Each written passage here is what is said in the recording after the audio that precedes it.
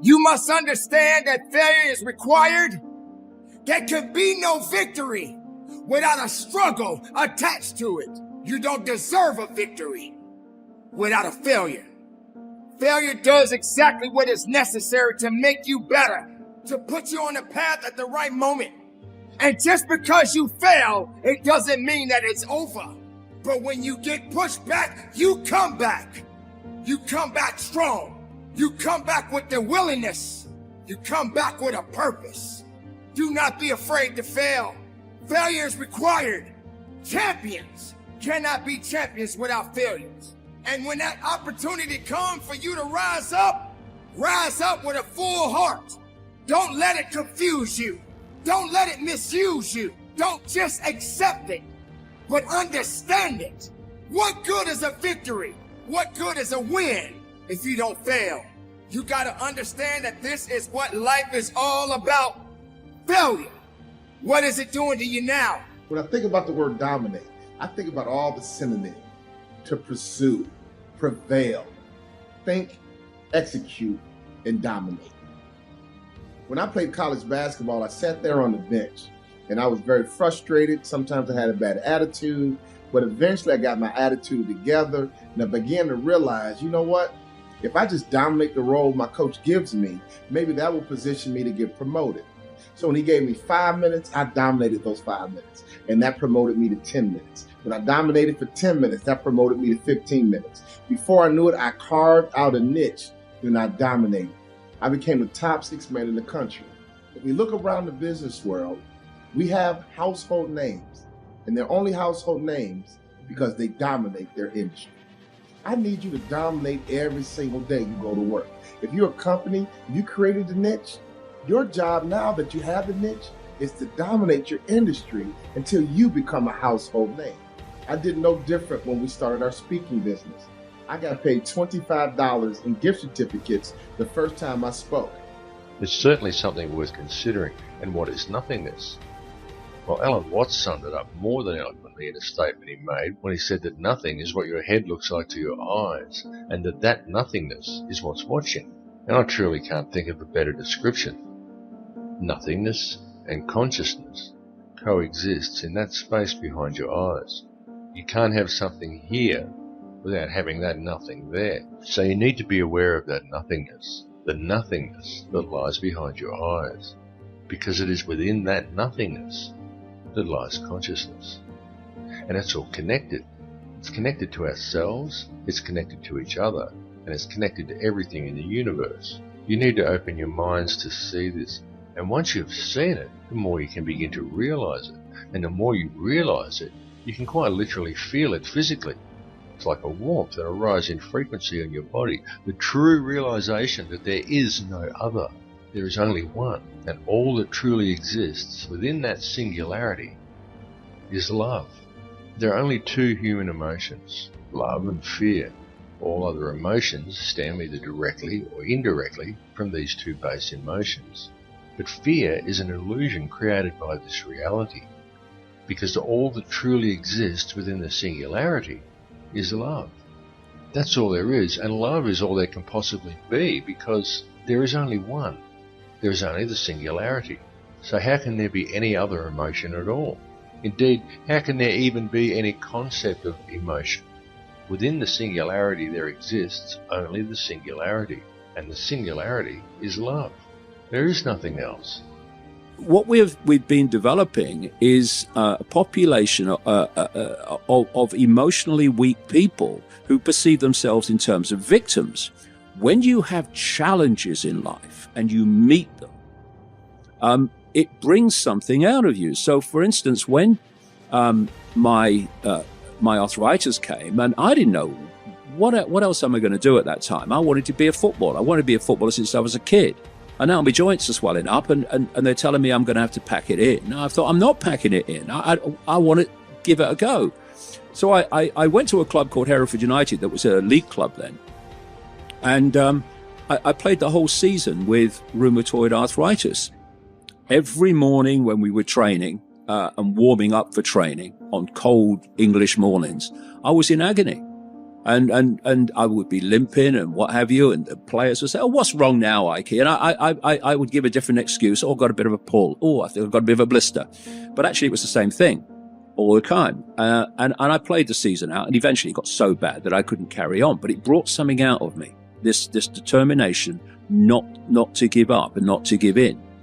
And then I decided, because when I was a kid, I was always reading newspapers, and I was very interested in journalism. So I became a journalist, and long story short, I eventually became a television presenter. Well, very well known back then. Yeah, I was. Yeah, I was a national television presenter in those days. And when I look at my life now, you see, and what I'm doing, my life before, which appeared to be a series of random events. Same with you. You've had your challenges in life. What has it done? It's made you the person you are. You wouldn't be the person you are now without them. Mm-hmm. And people say, well, I regret that. Well, the thing to regret is if you don't learn from the experience.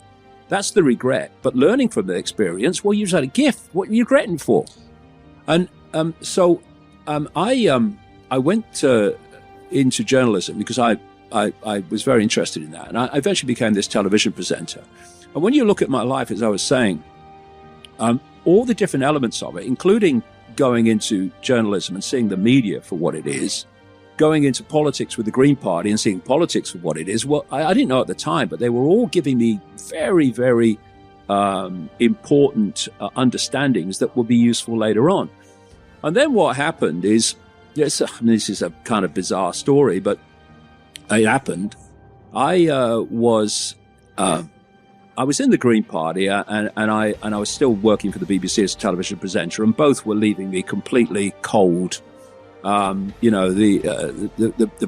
BBC, it's not a great organisation to work for if you care about the truth and you care about more than the official version of everything. And I also was looking at the Green Party politics from the inside and seeing that it was just like every other party.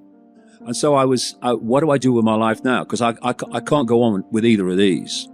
And what happened was a very strange thing happened, because in the early part of, what would it be, 1989, I started having this feeling that when I was in a room alone, I wasn't alone. And it's like there was an atmosphere there. There's something there. And through 1989, this got more and more and more powerful. And to surround yourself with people who believe the same and who are rejoicing in your accomplishments and unhappy when you fail, right? And you're comparing yourself to your accomplishments of yesterday and not to someone else's today, so that you're not jealous and bitter. And you put your own house in order so that you're not cursing the world when some of its disarray might be your fault. And you're trying to pursue something meaningful, and you're doing your best to tell the truth and all of that. And then you see what happens. Who the hell are you? You think you're a miracle of some bloody bizarre sort. We've been around for 3.5 billion years. Every single one of your relatives propagated successfully. And here you are, against all possible odds, in this world of hell in some sense, and bitterness and tyranny and malevolence. And yet God only knows what's inside you, this capacity for consciousness, the capacity to confront potential and to turn it into something good. That's us, man. That's the Western story. That's the individual as the cornerstone of the state. That's our responsibility, and it really is who we are. And so we need to know that, and we need to remember it, and we need to act it out. And then maybe we can see what we can do about it, and see how good we could make things. And maybe that would be the purpose of your damn life, right? Not to be happy. It's like, there's problems to be solved. Be happy after you solve the goddamn things, right? So I learned, because I looked at dark things, that I learned that the light was more powerful than the darkness as far as that I was concerned, and that people were capable, each of us, of remarkable things, and that we need to know that that's what we are. We're this consciousness that confronts potential with all its catastrophe. That's what we are. That's what makes us in the image of God. That's what gives us our intrinsic value. And that idea that we have intrinsic value, that's the bedrock presupposition of our state. We're going to question that, or we're going to live it out. Better to live it out. Find out who you are. Thank you very much. It might be say that someone who is incapable of cruelty is a higher moral being than someone who is capable of cruelty. And I would say, and this follows Jung as well, that that's incorrect, and it's dangerously incorrect, because if you are not capable of cruelty, you are absolutely a victim to anyone who is.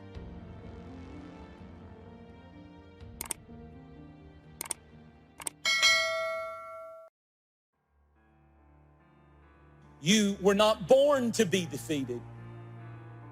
You were not born to be depressed and discouraged permanently. You were not born to be destroyed by the things that come against your life, whether it's abuse, whether it's addiction. I'm not denying that temporarily things will seem to triumph and trample you. But I'm telling you that that is not your destiny and that is not your future, because you were born to win. Our words are setting the direction for our lives. If you want to know what you're going to be like 5 years from now, listen to what you're saying about yourself. Well, I'll never get well. I'll never meet the right person. You are prophesying your future. You can't speak defeat and have victory. You can't speak lack and struggle and have abundance.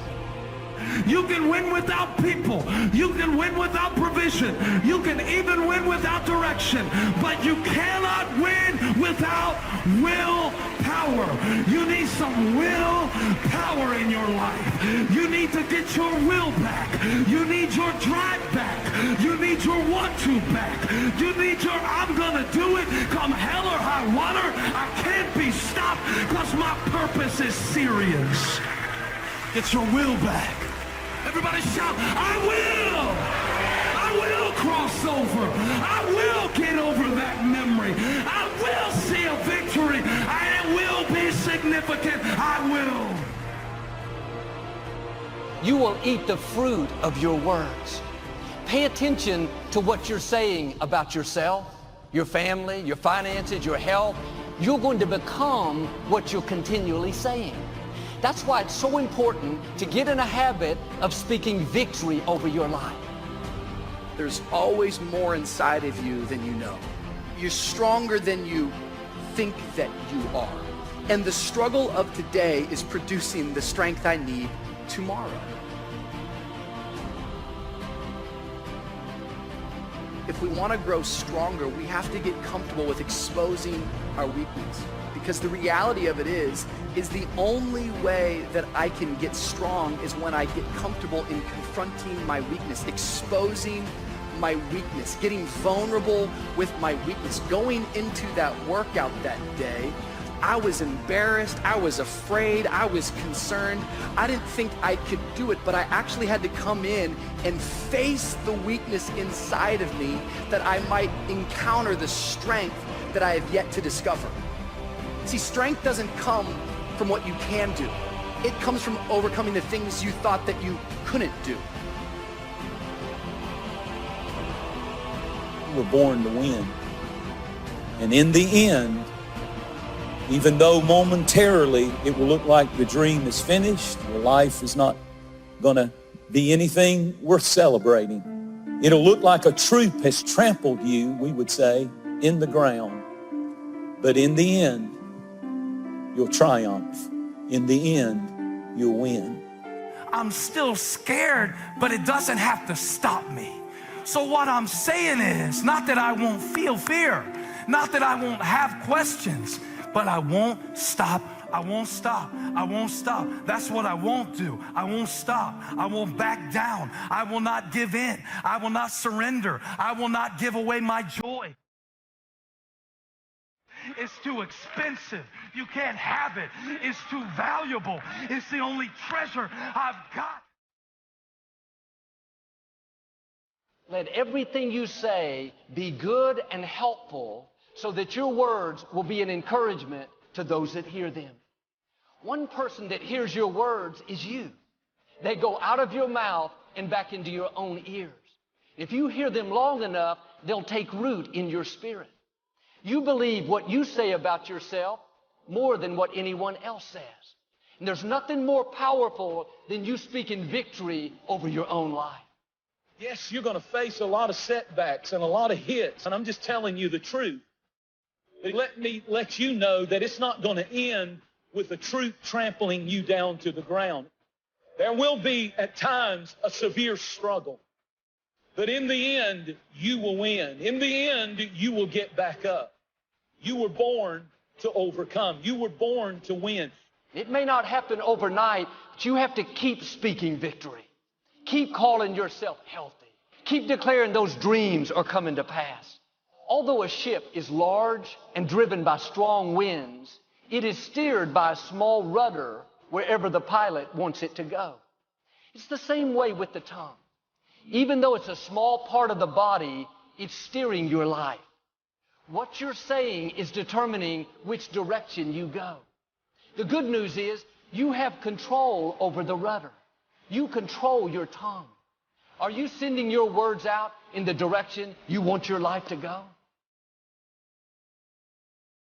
I think we all like to win. I'm not sure we all like the preparation that it takes to be a winner.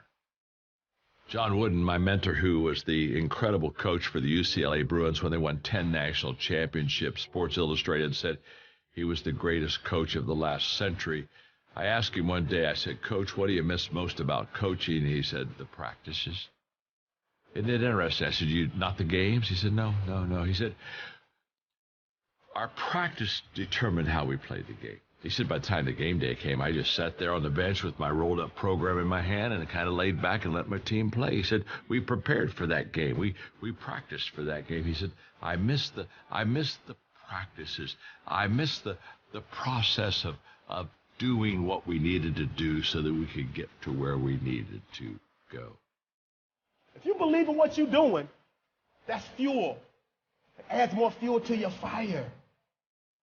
You got to keep going. You got to keep pushing through. You got to keep persevering. Because at the end of the day, when you do, and you do, and you do more, you will be amazed at how the universe conspires to help you get to the place that you wanted to get to. So believe in you, block out the shade, and let your sun shine on through. Because it's on you to be you. Some of y'all are way too old to be acting brand new.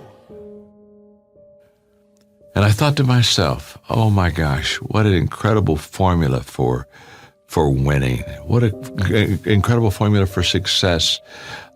Anybody can be good once in a while. You got to really practice if you want to win all the time. John Wooden knew that practice was the key to winning. And that's the mindset that each and every one of you have to have when you're trying to do something. I don't care if it's friends, family, I don't care what it is, business, on your job. You have to believe you can get the promotion. You have to believe you can get the right soulmate. You have to believe that your job can go to another level. Your business can go to another level. Because you think you can't, but I'm telling you to your face, yes, you can too. You got the power to make them doubters and haters out now believe in you. Tell me one thing in your life that is great that came as a result of being comfortable.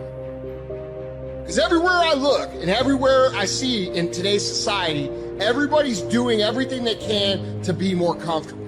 They're looking for the more convenience. They're looking for the quicker. They're looking for the faster. I see there's opportunity in that for those of you that want to get better.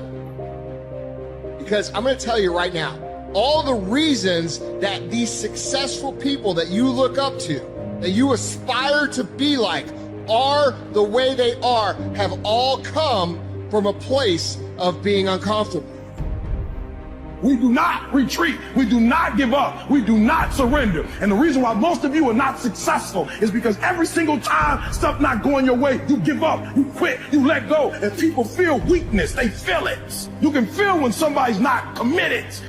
Understand that when you're trying to avoid the pain, when you're trying to avoid the struggle, when you're trying to avoid the hard things, you are actively choosing to be average. You are actively choosing to be mediocre. and you are actively choosing to move further away from what you want in life. When they're not all in, when they're not dedicated, and there's another level you get to when you go all in. Look at your belief system every single day and stick with it. Don't rush the process, trust the process. Don't rush the process, trust the process.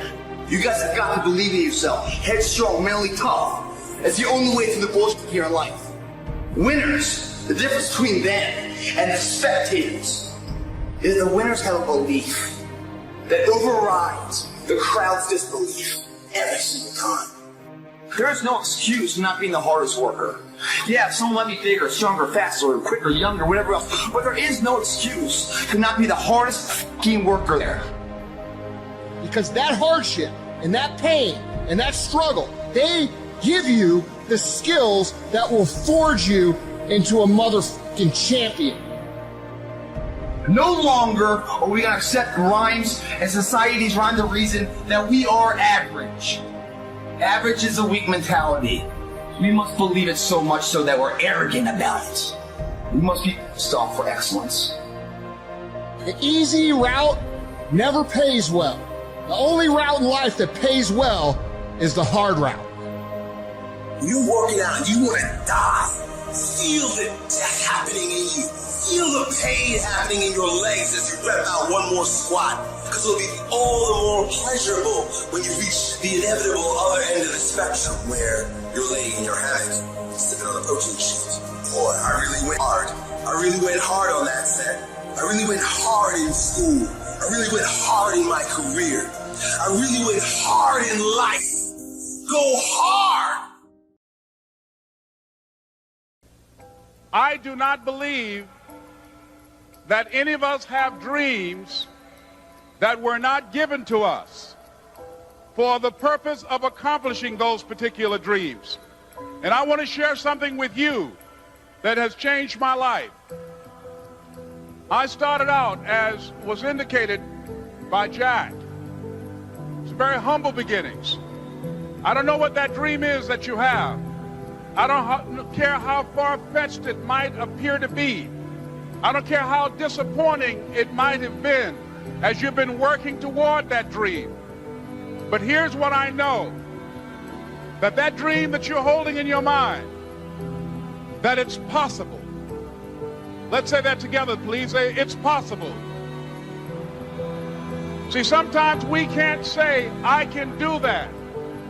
But what we can say, that it's possible that I can have my dream as we run toward it, as we work on it day in and day out.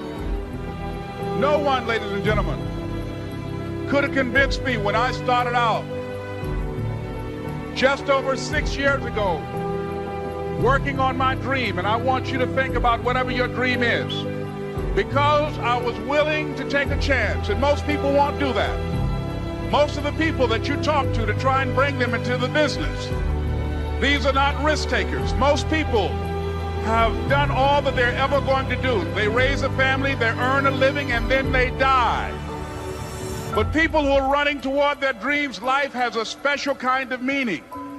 And here's what I will share with you, that in the process of working on your dreams, you are going to incur a lot of disappointment, a lot of failure, a lot of pain, a lot of setbacks, a lot of defeats.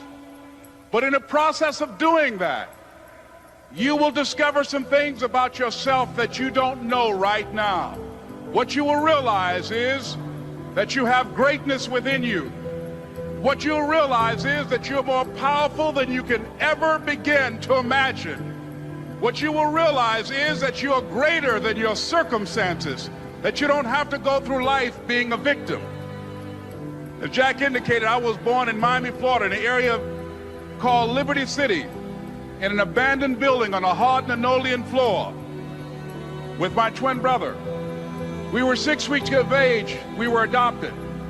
When I was in 5th grade, I was identified as EMR, labeled educable, mentally retarded, put back from the 5th grade into the 4th grade, and stayed in that category until I got out of high school. I don't have any college training.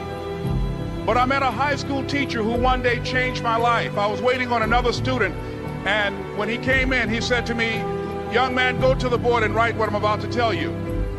And I said, I can't do that, sir. He said, "Why not?" I said, "I'm not one of your students." He said, "It doesn't matter. Follow my directions now." I said, "I can't do that, sir." He said, "Why not?" I said, "Because I'm educable mentally retarded." And he came from behind his desk and he looked at me. He said, "Don't ever say that again. Someone's opinion of you does not have to become your reality."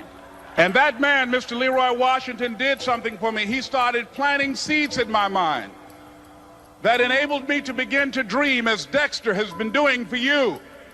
And ladies and gentlemen, I started working on my dream. And most people don't work on their dreams. Why? For many years I didn't. One is because of fear. The fear of failure. What if things don't work out? And the fear of success. What if they do and I can't handle it? The other thing is that most people, ladies and gentlemen, they get comfortable. They stop growing. They stop working on themselves. They stop stretching. They stop pushing themselves. And they end up becoming very cynical about life. And they throw in the towel on themselves, and on their families, and on their dreams.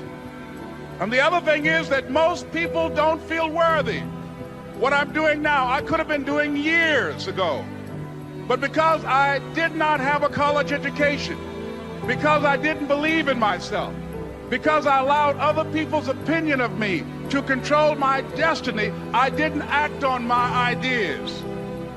So I applaud you for your dreaming, for your running toward your dream. I applaud you for believing in yourself, because that's what life is about. Stretching and challenging, looking for ways that you can begin to improve yourself. And ladies and gentlemen, as a result of stretching out, of acting on my dream, and I don't know what that dream is for you, I can tell you that it's possible. No one could have convinced me that after just over 6 years, I would have my own book entitled Live Your Dreams. Just over 6 years, I would have 5 specials on public television.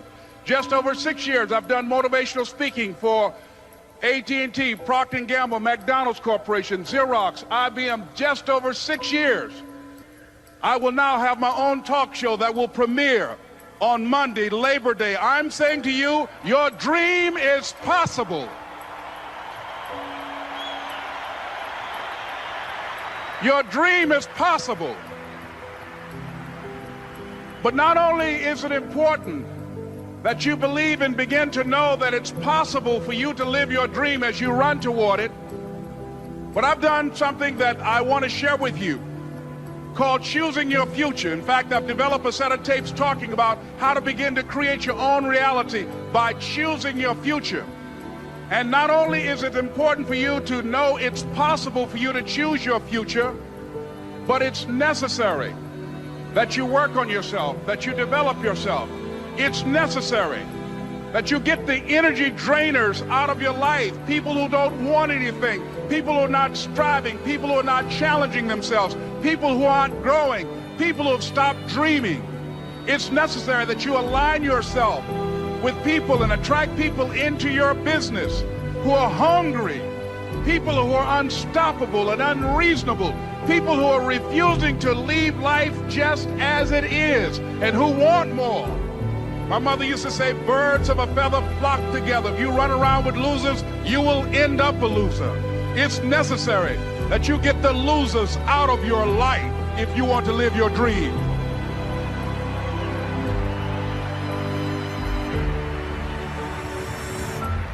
It's necessary to know that everybody won't see it, that everybody won't join you, that everybody won't have the vision. It's necessary to know that a lot of people like to complain, but they don't want to do anything about their situation, that you are an uncommon breed. You know, you have to know within yourself that I can do this. Even if no one else sees it for me, I must see it for myself. That's necessary. It's also, ladies and gentlemen, necessary that you be creative when you're working on your ideas, that you understand the importance of changing up, of readjusting your strategies. Many times we can have a great idea, But if you're not advancing it in the right way and things don't happen, you become discouraged and think the idea doesn't work. No, that's not true. It's necessary that we become creative. I remember when I was in New York walking down the street, and a guy approached me and said, "Hey, mister, can I shine your shoes?" And I said, "No, I'm in a hurry. I don't have time." I kept walking. Someone else said, "Hey, man, your shoes look clutty. May I shine your shoes?" I said, "No, I don't have time. I'm sorry, I'm busy." And I was walking fast, and many people solicited me for my business. And then finally, a young man stepped in front of me, and he said, "Excuse me." And he started counting, 97, 98, 99, 100. He said, "Sir?" I said, "Yes." He said, "Come here, please." I said, "What is it?" He said, "Today is my birthday. And every year, just to thank God for another year of life, the 100th person who passes my shoe shine stand, I offer them a free shoe shine. Would you give me the honors?" I said, "Why, sure." I got up on the shoe shine stand, George, and I sat there, and he shined my shoes diligently. And when I got down, I looked at them, they were sparkling. And I was walking away, and I said, "Thank you." And I stopped, I said, "Excuse me, but how much do you usually charge?" He said, "Only $2. I said, "I tell you what, today's your birthday. Here's $5, keep the change." He said, "Thank you."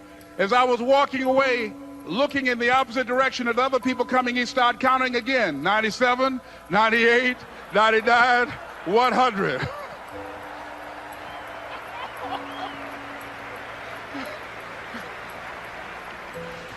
It's necessary that you be flexible, that you are always thinking of how can I improve this better.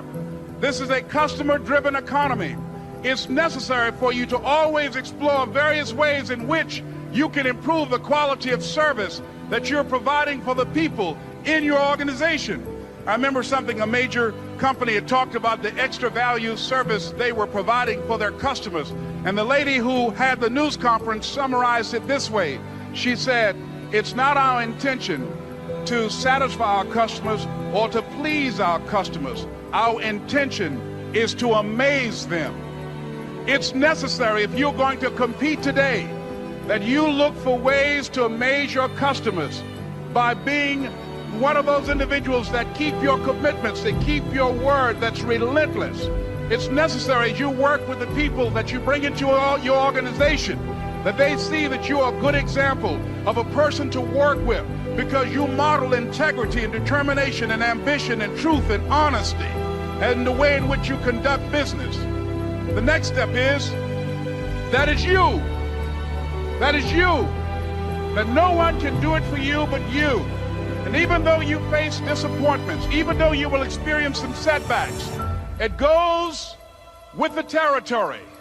You must understand that. I remember I was playing a game with my 9-year-old son, John Leslie, and I beat him 10 straight games in a game called Connect 4. And finally, I said, "John Leslie, I'm bored. I don't want to play you anymore." And I got up. I said, "I'm ready to go to sleep now." And repeat after me, please. Let's say this together. It's not over until I win. John Leslie said, "No, you can't go now, Dad." I said, "Why?" He said, "It's not over until I win." That was his attitude. We sat down and we played several other games. And finally, after the 11th game, John Leslie won, and he got up and he yawned. And he said, "I'm ready to go to sleep now."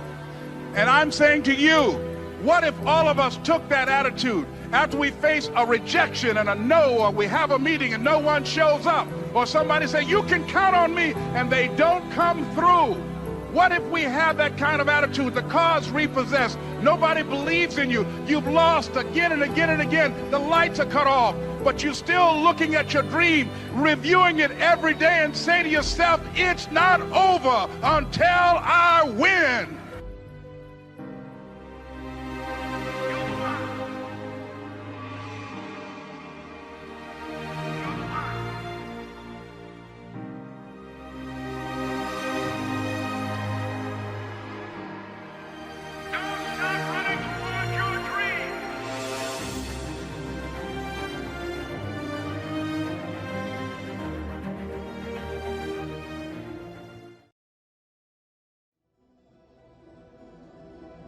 I want to encourage somebody out there who's thinking about quitting and giving up, somebody who has been praying for years for things to turn around, you're thinking about quitting, you're thinking about giving up, you are caving in. This is for you. I'm in a fight for my life. I'm in a fight to be a man. I'm in a fight to be a father. I'm in a fight to be a mama. Some of me wants to quit it and walk away. I'm in a fight. Give me somebody to hit. Don't give up. Don't give up. Stay in it. Stay focused. You need to change your mind because some of you are thinking about giving up because you're in a season of failure. But just because you failed doesn't mean that God doesn't have a bright future in store for you. It is always too soon to quit.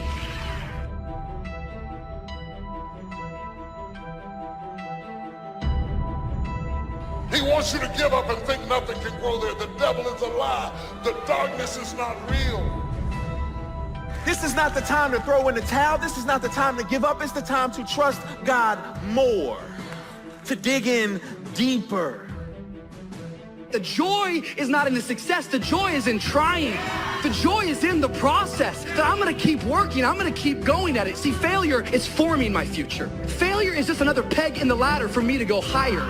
I don't want to just know how to make it work. I want to know why it doesn't work. And the only way I can find that out is I got to fall on my face. But guess what? The righteous man falls 7 times, but he gets back up.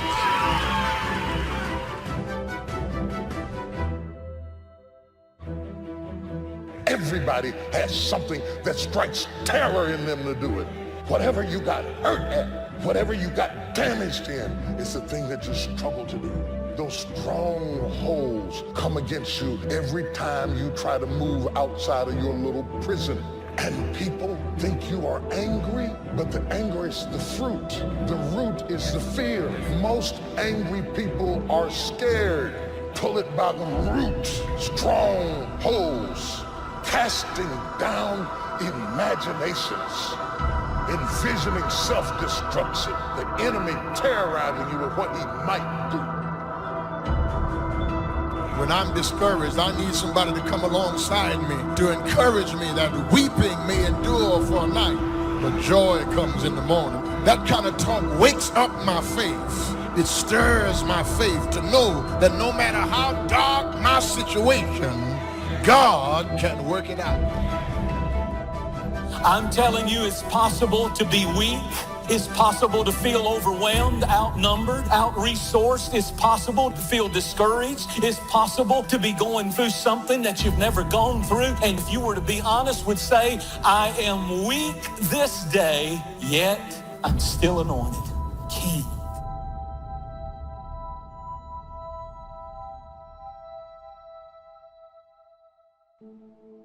You have to make a decision that I will learn from this thing.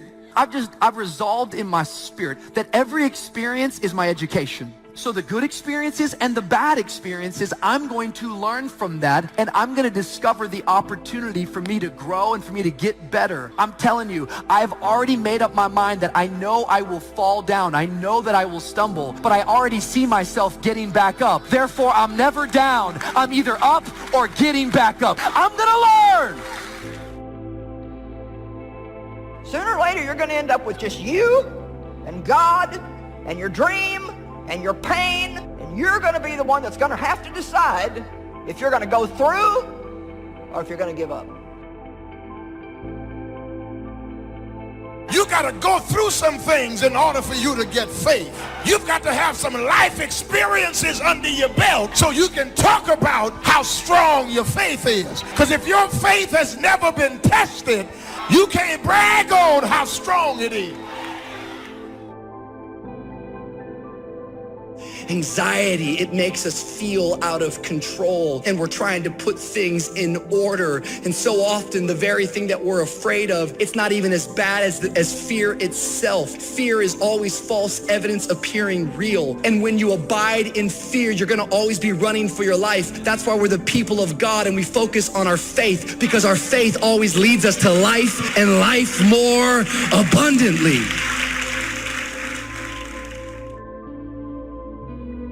Somebody needs to know today you're going to make it. Somebody needs to know today you're doing all right.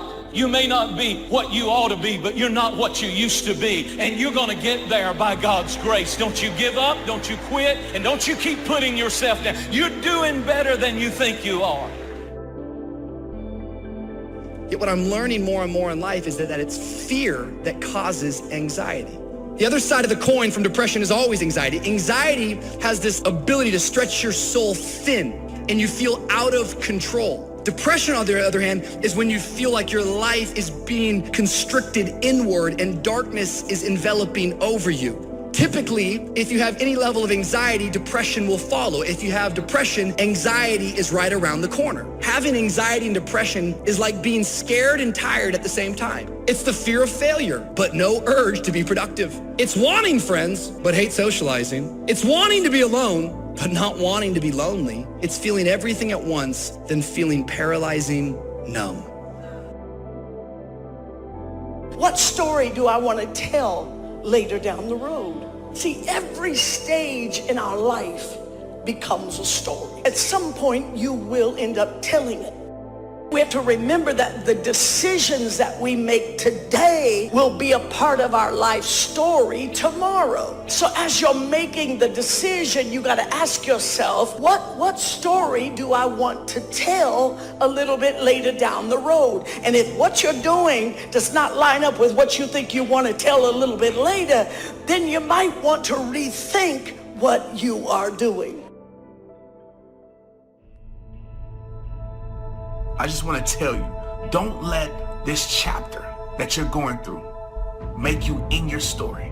Don't let depression lie to you and tell you that you're not enough, that tells you that there's no more better days, that tells you that your best days are behind you, that tells you you're a nobody, that tells you that you're better off dead. Don't let it lie to you, because it's been lying to you so long that you're starting to believe that's true. You're starting to live that out.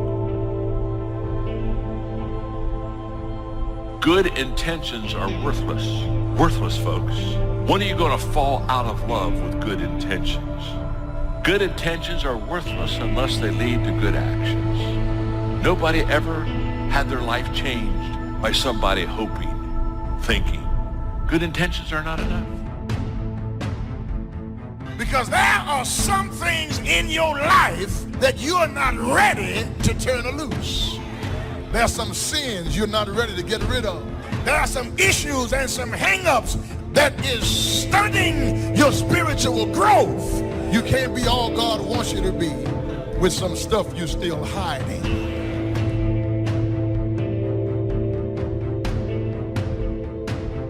It's time for you to dig up all those seeds of doubt, all those seeds of lies. And at this moment, replace those seeds with seeds of faith. And how you do that is just simply this. How you fight your depression is just simply this. You tell yourself, yeah, I'm going through this, but at least I'm not dead. Find a way to find appreciation.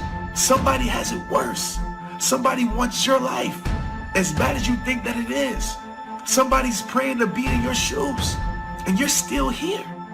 So I want you to keep fighting. You find any reason to survive right now, to make it to see tomorrow. That drive and that attitude of never quit, it's a powerful force, and it does push you over the edge to victory in many cases. But over that attitude, you have to layer something on top of that. It's basically strategic vision and understanding of the battlefield as a whole. So you absolutely need to know when you got to stop beating your head against the wall. You've got to know that. You're doing the best you can, but you put 1 foot forward and 2 steps are made back. You're trying, but things don't seem to be quite working out the way you planned. You thought you'd be in a different place at this season in your life. You're doing everything right, but you're still suffering. You got to do battle with your own indifference. Boy, it's easy to coast. Especially if you've accomplished something, extraordinary now. Somebody says, I gotta relax. Here's the key, not too long. You got to make those decisions. The ones that don't turn out to be good gives you experience to make better decisions. Don't let much time go by without making some decisions. The ones that you can make quickly, make them quickly. The ones that take time, take your time. Don't let indecision be an enemy, rob you of the future, empty your bank account. Don't let that happen.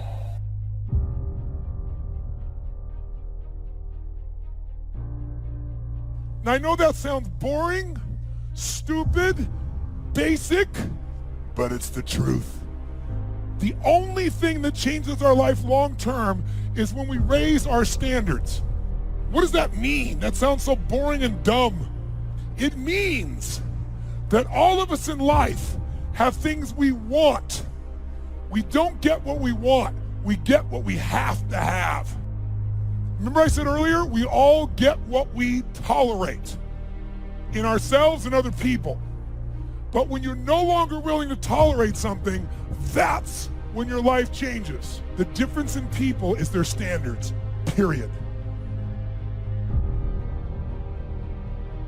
If you want to begin to really enjoy a happy, successful, healthy life, you've got to be willing to go against the tide. You've got to be willing to harness your will and say, in spite of this, I'm in control here. I'm not going to let this get me down. I'm not going to let this destroy me.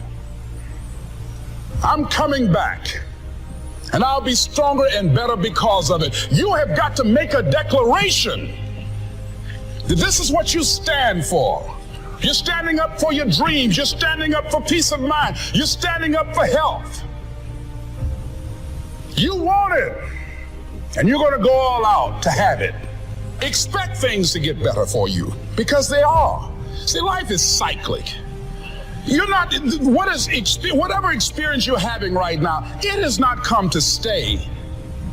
It has come to pass. Not to stay, just to pass. It's just going through. The biggest challenge is to know what's happening. This is a part of this thing we call life. This too shall pass. And maintaining perspective, putting it in perspective. There's so much knowledge out there, so much information, so many ways to get better. And we make so many mistakes. We're the product of our mistakes. And oftentimes the lesson is sitting there right in front of our face. It's there to be learned, but we miss it, or we don't pay attention to it, or we think we know better until it punches us in the face.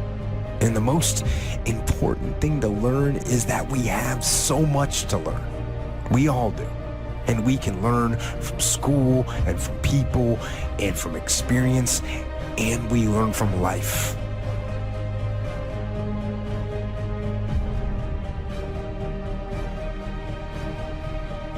You have to process the information. You have to absorb it. You have to accept it. You have to open your mind. You gotta free your mind so that you can learn and make real progress. And as far as regrets and things I wish I would have done differently, of course, who wouldn't want to take another go at something and improve on the first try by doing it again? And then why not do it again and again and again? And why not just do it over and over again until you have it perfect? But the fact is, you don't get that chance. You get one shot at this gig right here, life.